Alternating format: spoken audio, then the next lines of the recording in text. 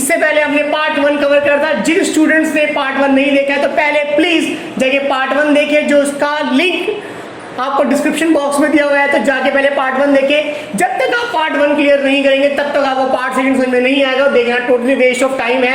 तो पहले part 1 cover करें, उसके सारे कॉन्सेप्ट क्लियर करें, क्योंकि उसके कॉन्सेप्ट क्लियर हो जाते हैं देन पार्ट 1 के बाद पार्ट 2 देखें। अगर पार्ट 1 आप ऑलरेडी कवर कर चुके हैं, वो क्लियर है, देन मस्ट वॉच पार्ट 2। उससे पहले दोस्तों अगर आप चैनल में नए हैं तो प्लीज चैनल को सब्सक्राइब करें और लाइक करें और प्रेस द बेल आइकन, जिससे आपको लेटेस्ट नोटिफिकेशन मिलेगी। और कमेंट बॉक्स में जाकर मेंशन करें आपको किस तरह की वीडियो चाहिए। यहाँ पर वीडियो आपको हर सब्जेक्ट की, कॉमर्स से किसी सब्जेक्ट की 11th क्लास से लेके पोस्ट ग्रेजुएशन और प्रोफेशनल कोर्सेज तक के सब्जेक्ट की आपको वीडियो प्रोवाइड की जा सकती है। तो प्लीज आपको जिस टॉपिक वीडियो चाहिए वो कमेंट बॉक्स में कवर करें, हम आपको उसकी लेटेस्ट वीडियो प्रोवाइड करेंगे। तो let's begin with the chapter of national income part 2। अब सेकंड पार्ट से पहले हम बात करते हैं कि मेथड क्या होते हैं, यानी नेशनल इनकम को कैलकुलेट करने की क्या क्या मेथड है। यहाँ 3 मेथड हम पढ़ेंगे, इनकम मेथड, एक्सपेंडिचर मेथड और प्रोडक्शन मेथड। तो लाइटिंग की प्रॉब्लम है तो प्रोडक्शन मेथड लिखा हुआ है यहाँ पर। प्रोडक्शन मेथड को ही हम वैल्यू एडेड मेथड कहते हैं। अब ये तीनों मेथड क्या होते हैं जिसे हम डिटेल में कवर करेंगे, कॉन्सेप्ट बाय कॉन्सेप्ट। तो चैनल को सब्सक्राइब कर रखें, जिससे कि आपको नोटिफिकेशन मिलती रहेगी कौन सा मेथड कब कवर किया जाएगा। Now let's start with income method. तो फ्रेंड्स हम बात करते हैं इनकम मेथड की। मैंने आपके सामने एक चार्ट कवर करा है, आप इस चार्ट को ऐसे ही नोट करेंगे। इस चार्ट के थ्रू आपको कॉन्सेप्ट क्लियर हो जाएगा। अगर आपको चार्ट क्लियर है तो कॉन्सेप्ट क्लियर है। अब समझते क्या है, उससे पहले आपको याद होगा मैंने फर्स्ट वीडियो में आपने देखी है, तो फर्स्ट वीडियो बताया था कि 4 फैक्टर्स होते हैं, 4 साधन होते हैं। कौन कौन से? लैंड, लेबर, कैपिटल, एंटरप्रेन्योरशिप, यानी श्रम, भूमि, पूंजी और उद्यम।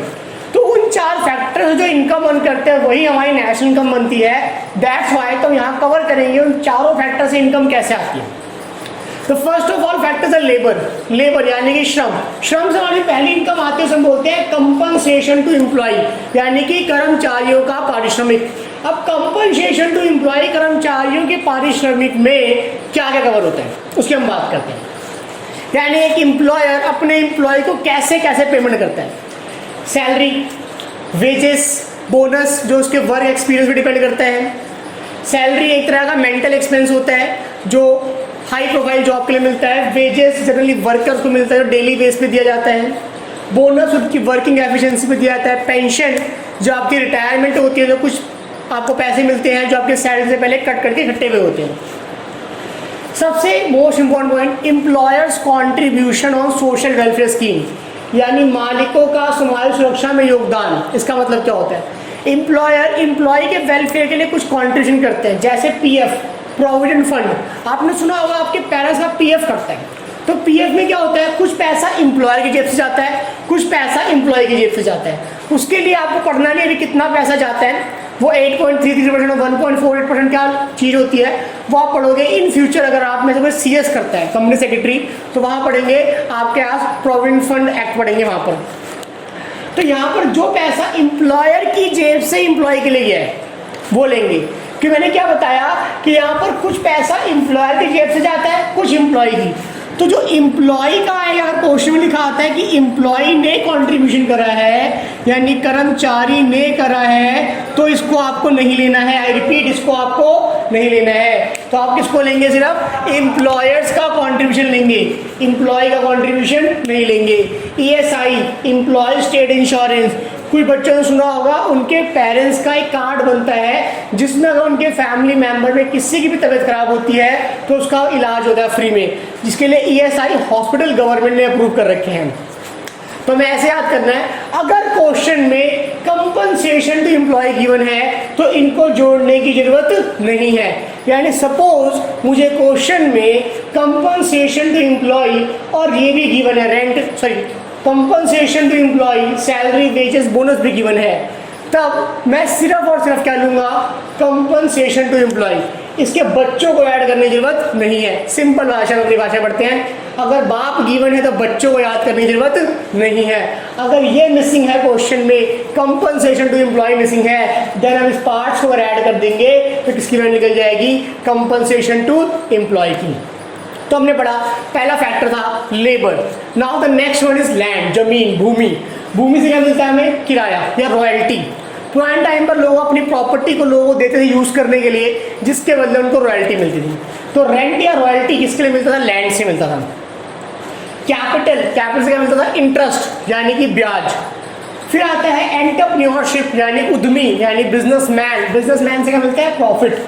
ये आपने 11th में ही कॉन्सेप्ट क्लियर करा था कि एक बिजनेस प्रॉफिट के 3 हिस्से करता है।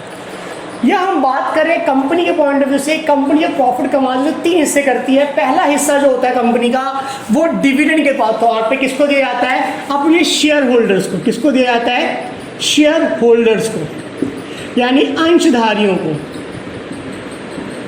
जो कंपनी में अपना पैसा लगा के बैठे हैं। तो कंपनी कुछ डिविडेंड इकट्ठा करती है अपने प्रॉफिट का और अपने शेयर होल्डर्स में बांट देती है। कुछ होता है कॉर्पोरेट डिविडेंड टैक्स, निगम कर या लाभ कर कहते हैं। ये किसको जाता है? गवर्नमेंट को जाता है। ये पैसे किसको देती है? कंपनी गवर्नमेंट को देती है।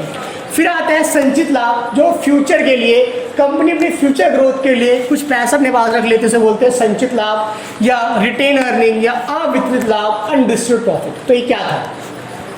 हमने बात करी थी कि 4 फैक्टर होते हैं, लेबर, लैंड, कैपिटल, एंटरप्रेन्योरशिप। वही 4 की बात है। कौन कौन से? लेबर, लैंड, कैपिटल, एंटरप्रेन्योरशिप, यानी श्रम, भूमि, पूंजी, उद्यम।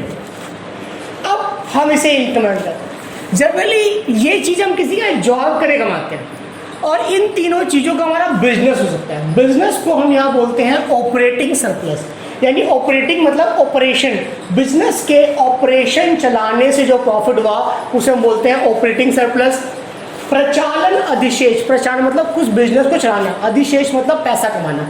जैसे मैं बिल्डर हूँ, मैं घर बना के रेंट पे देता हूँ, तो रेंट से मेरी इनकम आती है, that is become my rent income.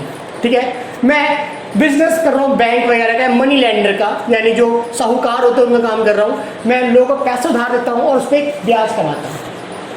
मैं कोई और गुड्स एंड सर्विस प्रोड्यूस करके बिजनेस कर रहा हूँ, वहाँ से प्रॉफिट कमाता हूँ। तो यानी ऑपरेटिंग सरप्लस के अंदर क्यों आते हैं? क्योंकि ये हमारे बिजनेस से इनकम होती है। मैं अगर लैंड से इनकम अर्न कर रहा हूँ तो रेंट, कैपिटल से इनकम अर्न कर रहा हूँ तो इंटरेस्ट, और अगर बिजनेसमैन नॉर्मली किसी और एक्टिविटी से प्रॉफिट कमा रहा है तो वो प्रॉफिट में आएगा। जिसके 3 हिस्से होते हैं, डिविडेंड जो शेयर होल्डर को जाता है, कॉर्पोरेट डिविडेंड टैक्स जो सरकार को टैक्स भरना पड़ता है प्रॉफिट में, और संचित लाभ या रिटेन अर्निंग जो पैसा कंपनी अपने फ्यूचर के लिए बचा लेती है। जनरली आपके जब पापा पैसा लाते हैं तो कुछ पैसा घर में खर्च करते हैं, समझ लो डिविडेंड हो गया, कुछ टैक्स भरते हैं गवर्नमेंट को, मान लो कॉर्पोरेट डिविडेंड टैक्स हो गया, और कुछ पैसा बैंक में रखाते हैं फ्यूचर की ग्रोथ के लिए।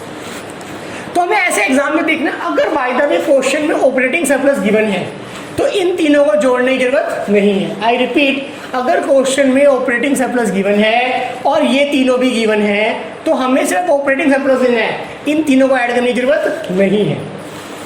अगर क्वेश्चन में ऑपरेटिंग सरप्लस गिवन नहीं है, क्या बोल रहा हूं मैं, अगर क्वेश्चन में ऑपरेटिंग सरप्लस गिवन नहीं है तो इन तीनों को ऐड करेंगे तो क्या बन जाएगा? Operating surplus. यानी अगर क्वेश्चन में ऑपरेटिंग सरप्लस गिवन नहीं है और इन तीनों को ऐड कर दो, क्या बन जाएगा?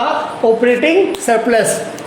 फिर अगर क्वेश्चन में प्रॉफिट गिवन नहीं है, सपोज ये दोनों गिवन है बट प्रॉफिट गिवन नहीं है, तो क्या करेंगे? इन तीनों को ऐड करेंगे, क्या बन जाएगा? प्रॉफिट। अगर क्वेश्चन में प्रॉफिट भी गिवन है और ये तीनों भी गिवन है तो हमें प्रॉफिट लेना है, इनको जोड़ने की जरूरत नहीं है। अब सिंपल लैंग्वेज है, अगर दादाजी गिवन है तो उनके बच्चों को ऐड करने की जरूरत नहीं है। दादाजी क्वेश्चन में मिसिंग है तो उनके बच्चों को ऐड करना है। अगर ये बच्चा गायब है तो इसके बच्चों को ऐड करना है। सिंपल, इस चार्ट को इस फॉर्मेट लेके चलना है।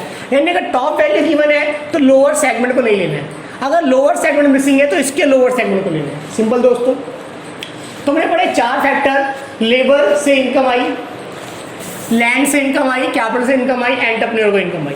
अब कुछ पर्सन ऐसे होते हैं जिनकी लेबर भी खुद होती है, लैंड भी खुद का होता है, कैपिटल भी खुद के होते हैं, बिजनेसमैन भी खुद ही होते हैं, उसको हम बोलते हैं सेल्फ एम्प्लॉयड, यानी खुद का काम करते हैं। जैसे मान लो मेरा कोचिंग सेंटर है, तो कोचिंग सेंटर मेरा खुद का है, मैं खुद ही बिजनेसमैन हूँ, मैंने खुद की कैपिटल लगाई है और मैं खुद ही पढ़ाता हूँ। तो यानी सारी इनकम मेरी सेल्फ एम्प्लॉयड है, मैंने सारे फैक्टर्स को सेल्फ खुद लगाए हैं, स्वयं लगाए हैं। तो इसे हम बोलते हैं सेल्फ एम्प्लॉयड मिक्स इनकम, यानी कि स्वनियोजितों की मिश्रित है। मिश्रित मतलब क्यों बोलते हैं, मिक्स क्यों बोलते हैं? क्योंकि हम चारों फैक्टर को इकट्ठा करते हैं।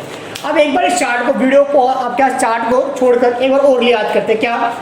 पहले लेबर से क्या इनकम आती है? कंपनसेशन टू एम्प्लॉय, जिसमें अगर कंपनसेशन टू एम्प्लॉय गिवन है तो वेजेस, सैलरी, आपके पास पेंशन, बोनस, एम्प्लॉयर कॉन्ट्रीब्यूशन नहीं लेना है। एम्प्लॉय का वैसे भी नहीं लेते। अगर कंपनसेशन टू एम्प्लॉय गिवन नहीं है तो इन सारे हेड्स को जोड़ देंगे तो क्या बन जाएगा, कंपनसेशन टू एम्प्लॉय। अगर ऑपरेटिंग सरप्लस मतलब बिजनेस से इनकम आ रही है, ऑपरेटिंग सरप्लस गिवन है, तो रेंट, रॉयल्टी, इंटरेस्ट और प्रॉफिट को नहीं लेना है। अगर ऑपरेटिंग सरप्लस मिसिंग है तो रेंट, इंटरेस्ट और रॉयल्टी को और प्रॉफिट को जोड़ देंगे। अगर प्रॉफिट मिसिंग है तो प्रॉफिट के 3 हिस्से होते हैं, कौन कौन से, आपके पास डिविडेंड, कॉर्पोरेट डिविडेंड टैक्स, निगम कर और रिटेन अर्निंग। फिर आता है सेल्फ एम्प्लॉयड मिक्स इनकम, जो पर्सन अपने सारे रिसोर्सेज खुद सेल्फ एम्प्लॉय करता है, वो जो इनकम करता है, जैसे छोटा स्मॉल शॉपकीपर। तो अब इसके कुछ स्टेप्स पढ़ेंगे हम। इसको मैंने फर्स्ट दे दिया, इसको मैंने सेकंड बोल दिया, इसको मैंने थर्ड बोल दिया। अब ये स्टेप्स क्या होते हैं, ये स्टेप्स मैं आपके कवर करता हूँ। पहले से आप वीडियो पॉज करके इसे नोट करें, फिर मैं कुछ स्टेप्स कवर करता हूँ। तो फ्रेंड्स अब हम कुछ स्टेप्स की बात करते हैं। आपको मैंने लास्ट क्लास में याद होगा, जो वीडियो बनाई थी लास्ट वीडियो में, उसमें मैंने कुछ स्टेप्स सिखाए थे, कुछ गिवन होता है, कुछ फाइंडर होता है। तो जब भी आप इनकम मेथड करोगे, आपका पहला स्टेप होगा, आपको ध्यान रखना है इनकम मेथड के टाइम पर स्टेप नंबर 1 आपका ये रहेगा हमेशा। स्टेप नंबर 1 ये रहेगा, स्टेप नंबर 2 रहेगा। अब वो क्वेश्चन में ऐसे बोलेगा, कैलकुलेट डोमेस्टिक इनकम, घरेलू आय निकालिए। तो डोमेस्टिक इनकम का मतलब क्या होता है, net domestic product at factor cost, शुद्ध घरेलू उत्पाद साधन लागत। ये कैसे निकलता है, इन तीनों को जोड़ दे। क्या तीन थे, कंपनसेशन टू एम्प्लॉय था, ऑपरेटिंग सरप्लस था और सेल्फ एम्प्लॉयड मिक्स इनकम थी। यानी कर्मचारी में पारिश्रमिक, प्रचार अधिशेष और मिश्रित आय, संशोधित मिश्रित आय। अगर क्वेश्चन में कभी बोलता है कि नेशनल इनकम निकालनी है, राष्ट्रीय आय निकालनी है, तो नेशनल किस पे निकलती है हमेशा, एनएनपी एट एफसी पे, यानी net national product at factor cost. Net national product factor cost का मतलब क्या हुआ, शुद्ध राष्ट्रीय उत्पाद साधन लागत पर। आपको सिखाया गया था कि अगर हम डी से एन पे आएंगे तो डोमेस्टिक से नेशनल पे आने क्या जोड़ते हैं, net factor income from abroad, यानी विदेशों से शुद्ध साधन आए। तो एक बार आप प्रीवियस वीडियो को भी देखें, फिर इस वीडियो को भी देखें, दोनों वीडियो को देखें। जब आपको ये क्लियर हो जाता है तब नेक्स्ट वीडियो में अब आपके साथ कुछ क्वेश्चंस करवाऊंगा मैं, कुछ क्वेश्चन प्लस एक्सपेंडिचर मेथड आपकी नेक्स्ट वीडियो में कवर किया जाएगा। तो प्लीज़ चैनल को सब्सक्राइब रखें कि जैसे ही मैं नेक्स्ट वीडियो डालूँ आपको पता चल जाए, क्योंकि इसके बाद आपको एनपीओ की वीडियोज़ भी मिलेंगी और साथ साथ मैथ्स के और बिजनेस के लेक्चर कवर किए जाएंगे। उसके बाद कुछ ग्रेजुएशन वालों के लेक्चर कवर किए जाएंगे। तो हमारे चैनल बन जाएंगे एक बार, तो आने वाले टाइम में हम सीए के बच्चों को कुछ पढ़ाएंगे, कुछ चैप्टर्स, सीएस वालों को कुछ पढ़ाएंगे। तो हर सब्जेक्ट के कुछ कुछ चैप्टर आपका कवर किए जाएंगे। तो आप बने रहें दोस्तों और अपने सजेशन कमेंट बॉक्स में लिखते रहें कि कैसी वीडियो लग रही है आपको। और thank you very much video को देखने के लिए। Wish you very all the best for your career.